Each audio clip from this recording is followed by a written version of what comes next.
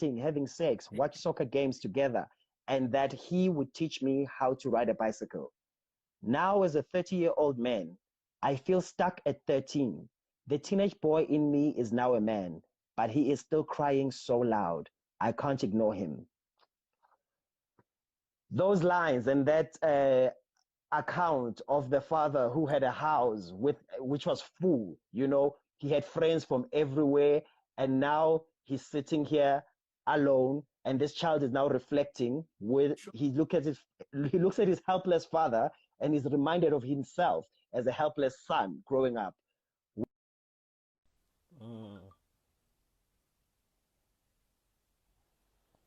All right. Uh,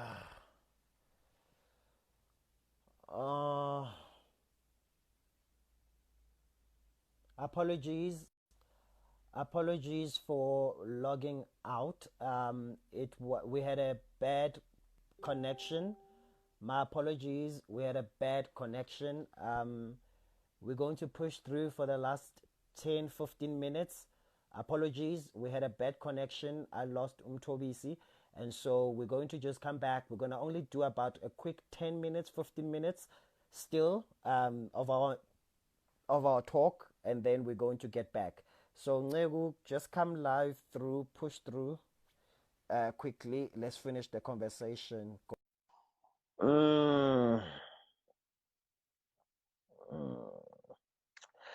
Guys, niyayazi nani i-technology inendlela yayo. It's beyond. I'm back. I'm here. This Welcome technology back. dealing with us, man. Yeah, the technology is dealing with us, but let's move on quickly. Ish, I don't know about 5G. I'm not yet well versed in that topic. But anyway, let's speak back to this, where a son says, my father and I did not have a relationship. When I needed him, he was not there for me. But now in this story, A Son's Cry, this character tells us, Wuti, at this moment, he needs me most. Everyone that he thought was his pillars are nowhere to be found. Yeah. But now I'm the one that's present to help him. I'm the one that's present to help him. Ne? But I've got unfinished business. I've got questions. I've got things in my chest that I've not yet dealt with. So, yeah, your reflection on the part that I read quickly. I think it just shows us how, time just passes by. And when that opportunity is there to address those things with the people you need to address things with, we need to do it, because he just left to get water for him, and then when he comes back, he's no more. But he had the opportunity and he was still contemplating it in his head. So I think for me, that is just how important, how I related to it, to say it's a very important thing that if there's anything you need to address with someone, you need to address it when you realize that there's a need for it. Yeah. But before we get to that part, he says here, I needed my father to teach me how to, okay, what I needed from him is, he says that he would teach me how to, that I would discuss challenges of growing up, speak about girls, dating, sex, soccer, riding the bicycle. He says, I needed my father to help me to stand in the table of manhood. I needed my father to have the conversations that are pertinent. So what would you say to the fathers that are watching today about these relationships, especially because in Black communities, we don't necessarily have those relationships where we speak about these things with our fathers. The only time we start this conversation is when they ask you, Ushatani. That question, man. Exactly. I think it's showing us something that is very much important, which I think a lot of the fathers sometimes miss. The issue of presence. Sometimes we think about being a father as like provision and all of that. Some people even have to be taken to the maintenance court to be able to be forced to provide. And that's just how we think about what it means to be a father. Most of the time, it's just about providing for the child. Whereas there is that element of presence that cannot be traded for anything. That Mm. if you miss as a father, there's always going to be something that will always point the son back or the child back to those moments where they needed you and you were never there. And it's not something that we can make up for. Mm. Mm. Obviously, we forgive each other and we continue with life, but we cannot go back to teach you how to ride a bike because we are old Mm. enough by now. Exactly. We cannot Exactly. go back to teach you how to make your own toys because you don't need Exactly. toys anymore. So that Exactly. issue of presence, it's much more important than provision Yeah. Yeah. because it's more about building the person and the self-esteem of the Mm. child than it is about anything else. Just that presence. You know, that hearing your father say, I'm proud of you, Yeah. Yeah. Yeah. You actually there's taking me something on. else. Let me read this part, page 44. At the Sure. bottom, it says he asked me an extra blanket. I Yeah. guess he was feeling really cold, even though the weather outside was 30 degrees Celsius. I opened my wardrobe, took out one of my new blankets, and wrapped him with it. As I was about to leave the room, he called, son. I looked at him. He said, please smile and kindly get me a glass of water.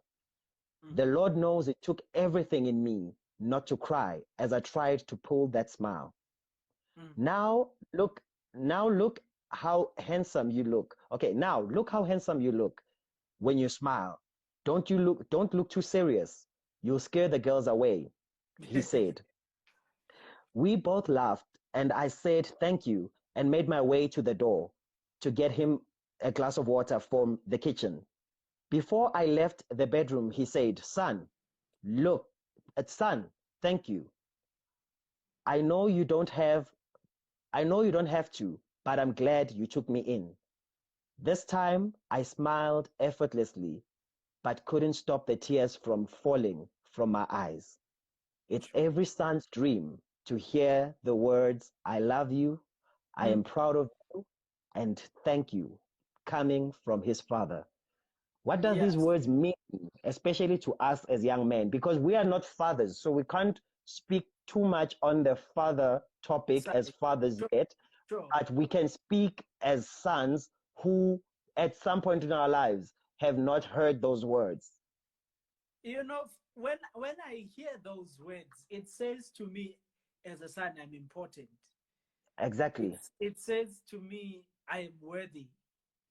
It says to me, I have something I'm. of value to offer in the world, that Mm, my father would be proud of me. My own mm, father would be mm, proud of me. So I think that does something in terms of how I see myself, in mm, terms of how I present myself to the world. Because mm, I approach the world knowing that I'm worthy. I mm, approach and present myself to the world knowing that I have something worth offering. I have mm, something to offer the world and I have something of value. I am valuable. So, all of those kinds of things, which when these kinds of affirmations are not there, and for some people, these things catch up with them when they're old, you know, because they would always look for affirmation from outside when true. it should be something that is built into them through those kinds of interactions with their parents in the household. Sometimes I watch young men who have grown up without their fathers in their lives, and I've had conversation with young men that have grown up with their fathers that were in their household, but those Sure. fathers were absent even in their presence. Because Yeah. everyone assumes that just because if my father was in the house, we would have done this and this and this, but it doesn't Exactly. necessarily mean it would happen. You find kids that grow up with the father in the house, but the But the father father who's is never, absent. yeah, he's absent in his presence. Mm. Like this character was written when this story came to me and I wrote it.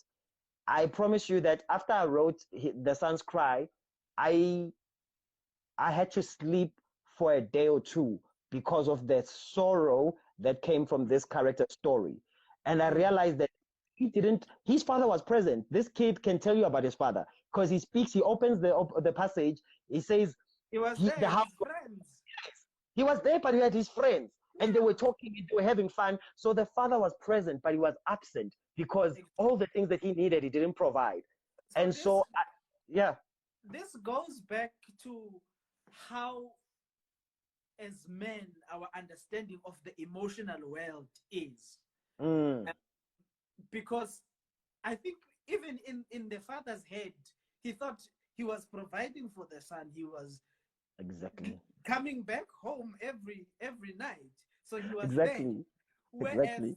there is something about the emotional presence of the father in the son's Yep. life, Yeah. which then teaches us that now that we understand these things as young men, when we Mm, grow up, we have to mm, make the choice to be mm. intentional about being present in every way Emotionally. possible Exactly. to Exactly. our children. I think that's the biggest message I think we should take out of this character story, that Mm, as young people now, as young men now, we need to make a very conscious decision about mm. the fathers we are going to be in the future.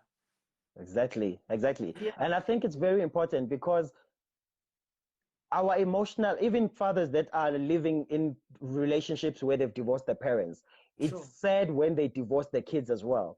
Divorce the Yeah, mother and that relationship, but make sure that for your kids, they sleep knowing that they can call you at any time and you will answer. yeah, They sleep yeah. knowing that you love them enough, because I think we raise broken men who then go around breaking everyone else because those things of I see you, I recognize you, are not there, you know?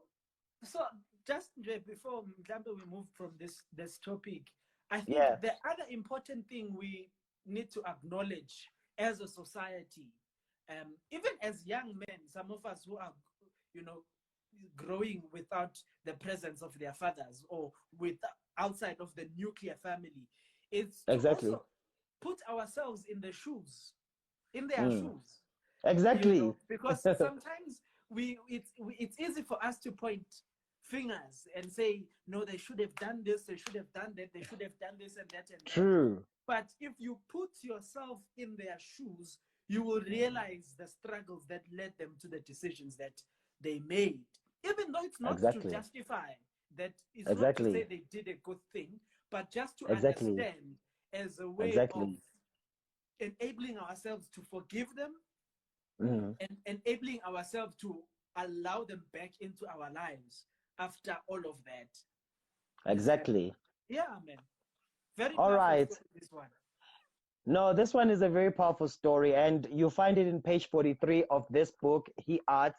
Get yourself a copy after lockdown, or get yourself a copy as we speak on Amazon for the electronic It's version. You can available on download. Amazon, guys. It's available as we speak. Nego, I want to read page 40, page 74 quickly. It's a Okay. poem titled "The World's Greatest." Page 74. So I will read it. It says, "A hero within, a fighter indeed. After traveling a journey of 1,000 miles, I realized the hero was me.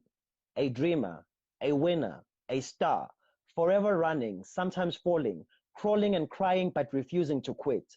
I am celebrated at the finish line, my name on billboards, the world singing my praises, not because it was easy, but because I refused to give up. I am the world's greatest." Do you Man, think, yeah, do you think you are at a point where you can say, I realize that the hero is me? And if so, why? If not, why not? yeah, that's a difficult question, and Yeah. my answer is not going to be a yes or no. I'm a All social right. scientist, so my thinking is not always black and white. But I think sometimes I feel that yes, I'm the hero, but sometimes I don't, Mm, because of the things that I experience throughout the journey. mm, There are times when I look at the things that I've achieved and realize actually I am the hero, right? Mm. And then there are times when what is at the forefront of my head, it's the goal that I need to achieve. And Exactly. maybe the PhD is chowing, for example. Yeah. Yeah. Because it chows. Exactly. And in those moments, I don't feel like a hero Yeah. when Yeah. I'm still going through those difficult experiences.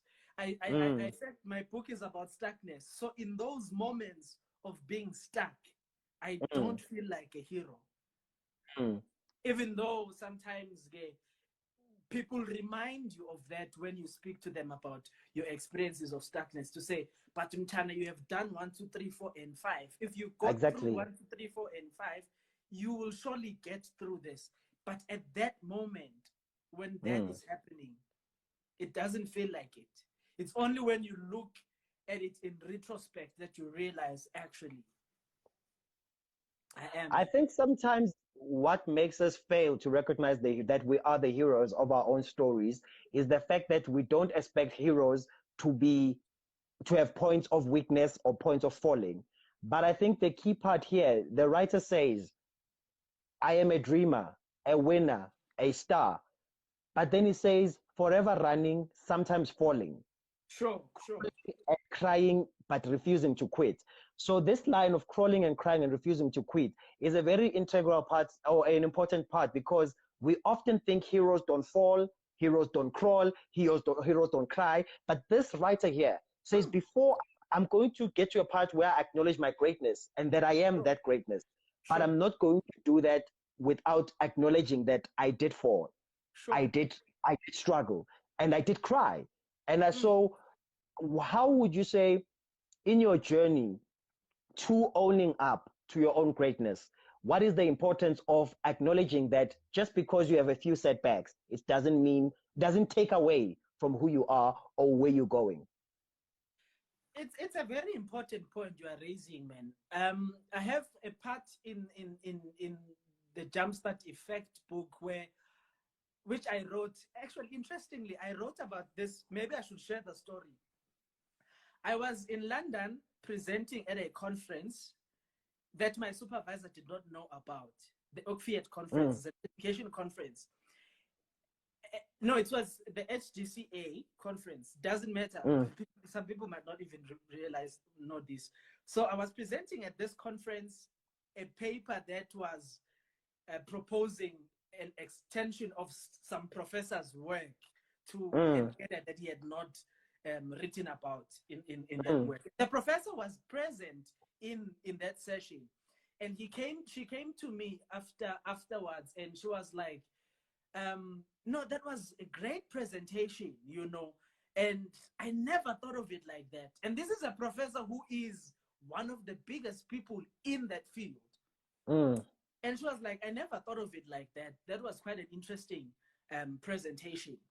And then she WhatsApped my supervisor because she knew my supervisor and told her how her students did a brilliant presentation.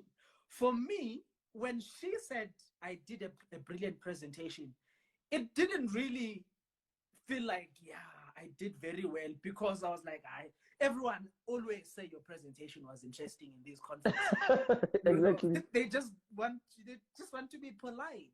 They don't want you to Mm, feel bad about yourself. They will never say it wasn't interesting. But and I didn't really take that very seriously until I received a WhatsApp text from my supervisor saying, actually, Melanie says you did a very interesting presentation there. I didn't even know you were presenting. So at that point, it clicked that actually I did very well for a first time academic conference presentation. And I started writing about how, because of where we come from and the things we've been through, which sometimes shape how we look at ourselves, we do not believe the compliments we get from people, mm, because there are these voices that always speak in our heads that you're actually not that great. exactly. By yourself, you're not that good. Yeah, You're not all that. you're not all that. but it's something that is so hard to actually begin to own up when you have been taught that humility is downplaying your achievements. Exactly. And I think that's one of the biggest problems because of where we grow up. And sometimes our culture teaches us to play small. It Mm, teaches us to downplay our achievements as a sign of mm, humility. Gant, you can take ownership of your achievements mm, without really being arrogant about them. mm, And I think mm, it's something that a lot of us are learning. So I wrote about that, and I think it does relate to that story of mm. that poem of how as heroes sometimes we fail to recognize The ourselves hero as within. Exactly. yes. All Because right. we are the ones who know where we come from. We are the ones who know what Exactly. we've been through.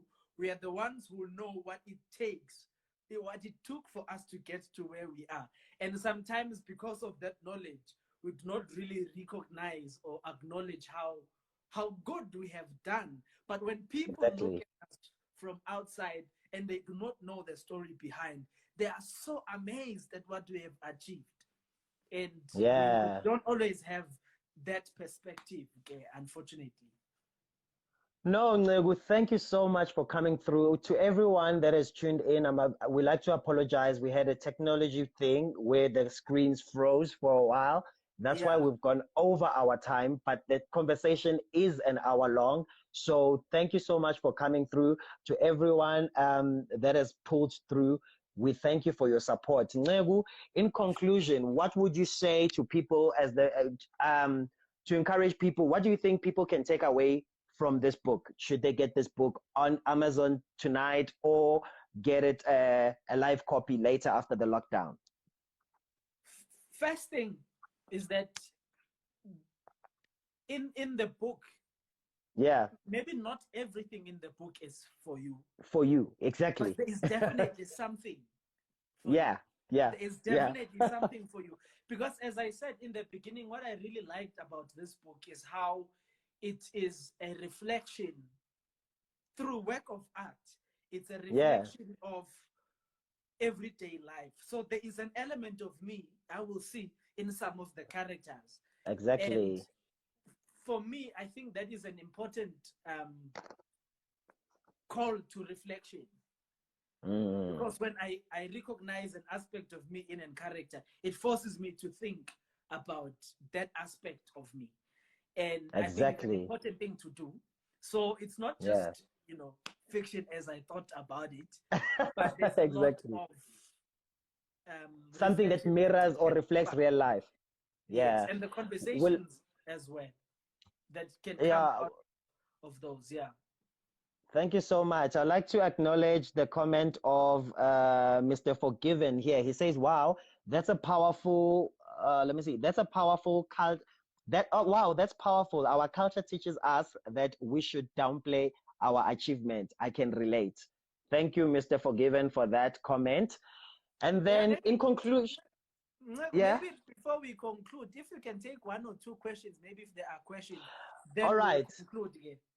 All right. If you are there and you've got a question about anything we've discussed from the book, from his story, from his journey, or anything that you want to ask me or Mthobisi, please feel free to answer the questions. Like I said, apologies to those that came on with us at 9.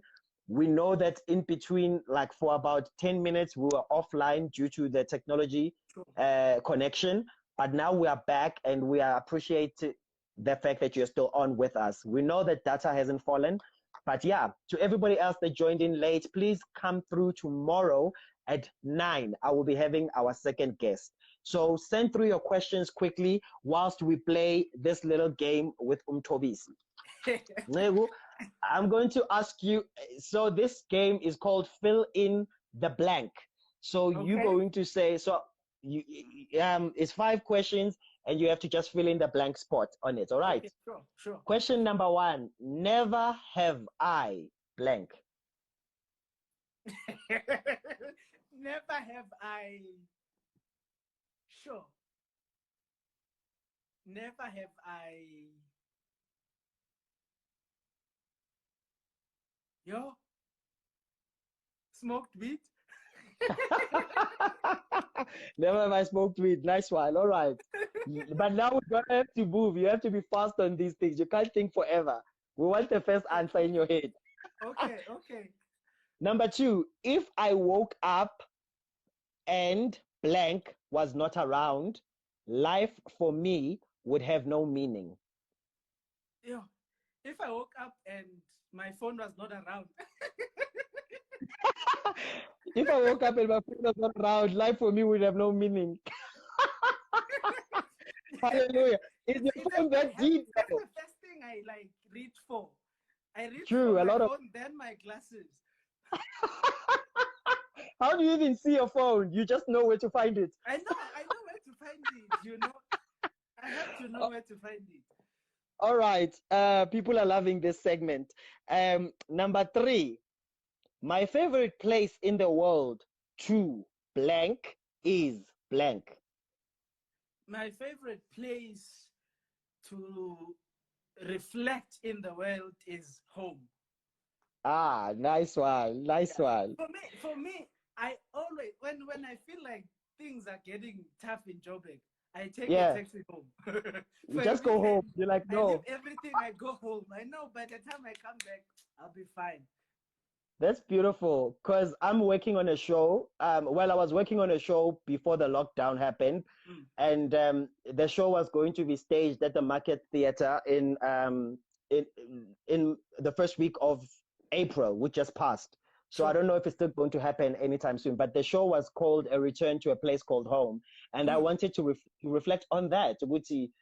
Sometimes we know we draw our strength from home, but home to many people could be many things.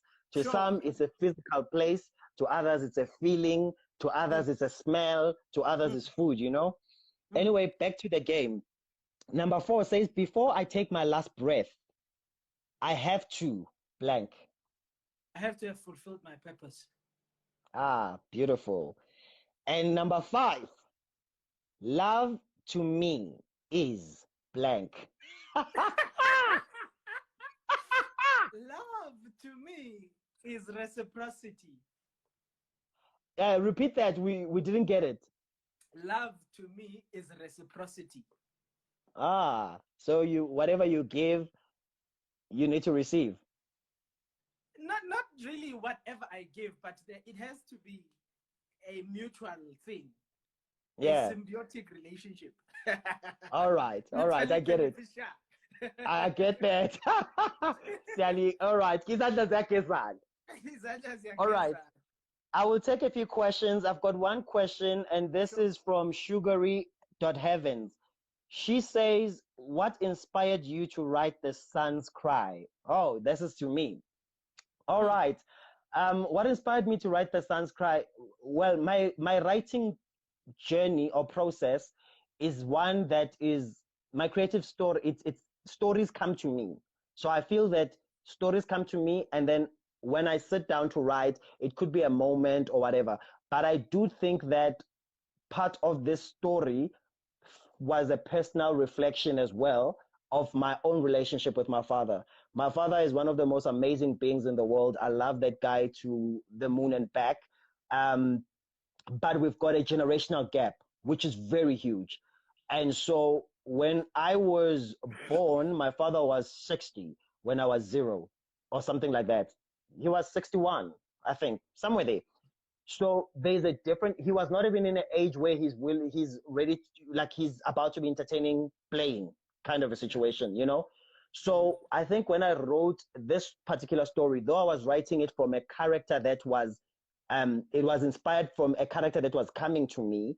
There was a lot of personal um, experiences that were breathed into that space.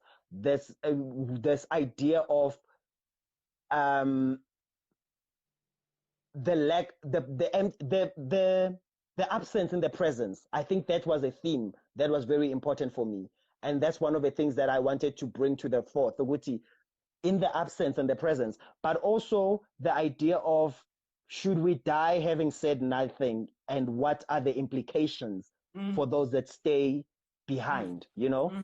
So that's one of the things that inspired this. But it's 100% a fictional world and a fictional character. Yeah, Definitely. and I think maybe another thing that people need to realize, which I'm also learning about fiction, is that it's not one thing that contributes to a character. You find that Exactly. it could be things from a lot of people's experiences that you have come across in your life, that you have Exactly. spoken to about their relationships with Exactly. their fathers. And it's not always Exactly. just about that one, even though the main influence might be that, but there's a lot of things that build up the character. And I think the world of fiction is a made up world, but Mm, the experiences are not made up. sure, And I sure. think it's important to get that, especially in this place, because of this kind of this book plays around realism. So it's not about fairies and things that Mm. don't exist in our world. It's the everyday world that we see and we experience daily. Yeah, I Okay. think there's another question. There is a question from Mr. Forgiven. He's asking, what is your desire for the next generation? I will give this question to you. What is the desire for the next generation? For me, it's that the generation that is to come may live Mm, purpose driven lives. mm, Because I think if a person discovers their purpose in life, mm, it channels them in a particular direction that saves mm, them from quite a lot of things that they would not have to go through, because it makes the journey that they are taking in life to be very focused. But mm, the sad thing is that whatever that the next generation becomes is dependent on this generation. So what are we doing for that? I wish that they would inherit a rich culture that teaches them to believe in themselves and in who they are. I wish that they would inherit a culture that is more progressive than what we have today, in terms of mm, the things that we see as right, the things that we see as normal, the things that we see as acceptable. I wish mm, that the next generation would not have to deal with things like gender based violence. I wish that mm. they would not have to deal with things like femicide. I wish That's a they would conversation not have, tomorrow we'll be having. to deal with We'll poverty. be touching on that. Mm. Yeah, yeah. So All those right. kinds of things, a culture that makes them decent human beings who are purpose driven. All right. And one last question. What does it take to write, publish, and push a book as an independent author? What does it take to write, publish, and push a book as an independent author? That will be our last question before we wrap up today. We might have to have a whole new session for that, because it's quite a lot to No, cover just in the summarizing. statement. Cap. So, but just to summarize, Yeah, most important thing in terms of writing, yeah. it's always refine your ideas. You Mm, will never finish the book until you start, but the hmm. ideas you start with are not always the ideas that make it to the final product. So That's that's very very much true. important, It's very because true. what I'm realizing in the writing process, there's always a better way of writing it. So what you Exactly. start with is not always going to be what Your end product. you end up with. So allow And a lot yourself, of people write the first draft and they stay there, and they and that's the publish book. first drafts. Thoughts that have not gone through the fire, that have not been checked, Exactly. that have not been scrutinized. So for you spend about 10 years writing the book and thinking about it. Ex- The book I'm gonna be publishing, that is gonna come out this year, my book, The Jumpstart Effect, took me about 3 years. And for me, I write very consistently. Um, Exactly. because obviously I'm in academia, so the writing is something that comes as part of it. Exactly. So refining your thoughts, the thinking part of it is very much important, because those ideas, the way you start, the way they start out at first, is not always clear, is not always refined, is not they don't always make the sense that they make in your head. So Mm. if you don't spend time refining that, you might not come out with a decent book. That's number one. In Yeah. terms of publishing, as an independent author, most important thing, you must have money. It's about the yugu. It's about the paper. You must have money. So True. if you know that you want to publish as an independent author, the minute you start writing the book, start Budget. raising the funds to Yeah. publish it. Because we don't do for free, Baba. it costs money to publish. Exactly. Number three, when you have money, the minute you start writing the book, also start thinking about a marketing strategy for the book. Who's the audience? Yeah. Who's the audience? The Where audience? push it? Why would they want to read that book? Exactly. What are the things that would catalyze the sales of the book? Where are you going to sell the book? Where is it? Who's your competition right now, currently? Exactly. All those kinds of things. And read about these things. I think it's very much important.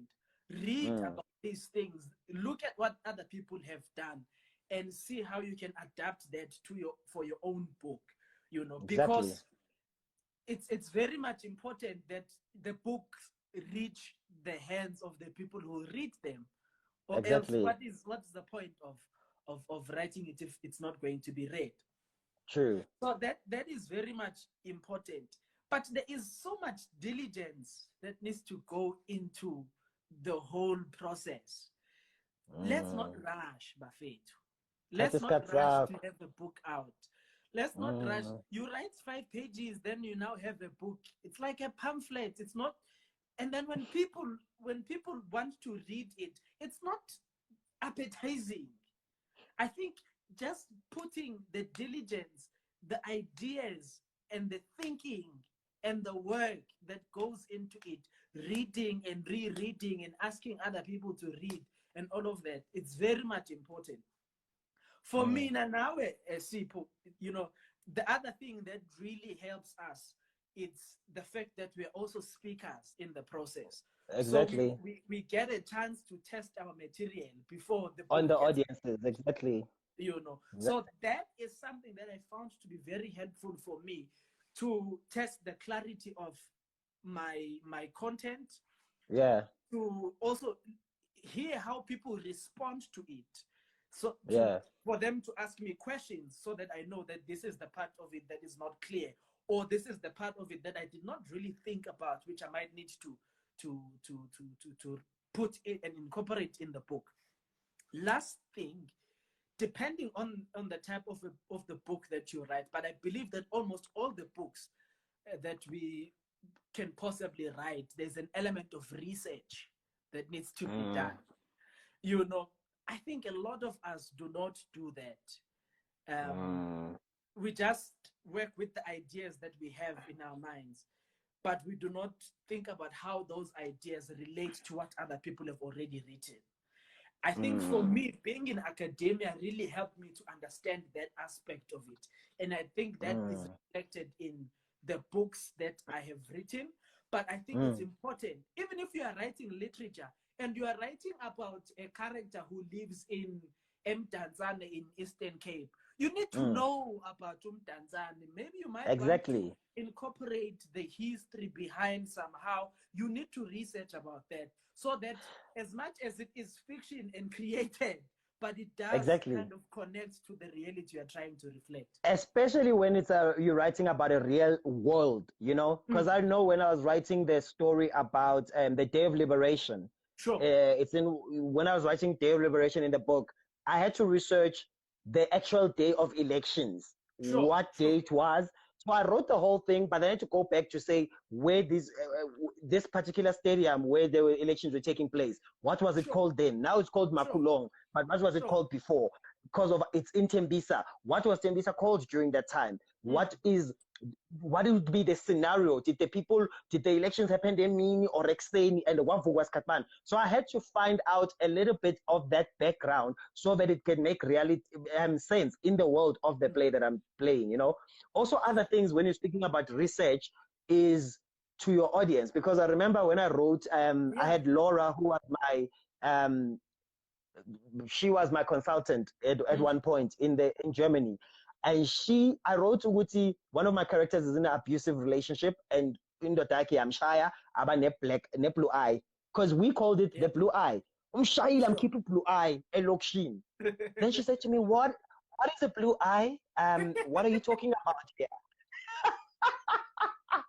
And I was like, no.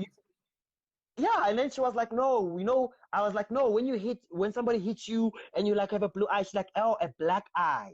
And I had to realize that because of the audience I'm writing for, and it's a global audience, though the story is inspired by South African characters, and it is dedicated to South Africans to read their own truth and their own journey and their own stories. But I also wanted the world to see South Africa beyond Lion King, beyond Umoja Africa, beyond song and dance, to listen to our stories. And so I had to realize that there are certain things that I have to then adjust and change, because they might make sense in the street, elokishini, but not to an international audience. And how do I bring them back into that conversation? And the other thing which I think I'm seeing in some of thank you, Akhi. I have read, and also some of the people that I've worked with, is that we have a tendency to write the way we speak. There we go. Very true. You know, when we are speaking, we can always get away with grammatic errors, you know, sentence construction issues, and all of that. Something may sound right when you're saying it, but when you're reading it, it's so wrong. So those are some of the things that we need to think about when we are writing, because it's not just about the ideas we are presenting. It's also about how we are presenting those ideas. The choice of words that we use. When you start, you might just write as you would speak that, but you need to be very intentional about the way you structure things, the way you present. Because just to make an example, in the time that we live in, there is a lot of awareness about patriarchy. There's a lot of awareness about women oppression. So how I write can make a woman reader feel like this is not for me if I always use he in my writing. You know, or so those kinds of things, you've got to be very intentional about those kinds of things, about how you are presenting and representing people, because when you are writing, it's a representation of a particular world, and how the people who will be reading will experience that representation. I think it's very much important. All those things are things that we need to think about. We're going to definitely have a conversation beyond this space. We're going to have a live experience where we're going to sit down and really talk about putting together material, writing, publishing, but above that, just the discipline that comes with, because it's also important to not, sometimes you find other books you read, they are so academic that you can't even access it. And I think that's why my book is called HE.ARTS, because I write from a space of feeling. I have to feel it. I have to receive it from that emotional space and then translate it. But after having translated it, then I have to go back and use now the intellect, the head, and say, does this make sense? Does this relate? So I think we're definitely going to have a part 2 somewhere, if not on this platform, then on a live stage where we're going to discuss the writing and everything. Thank you so much for coming through. Thank you so much for helping me to put this baby together.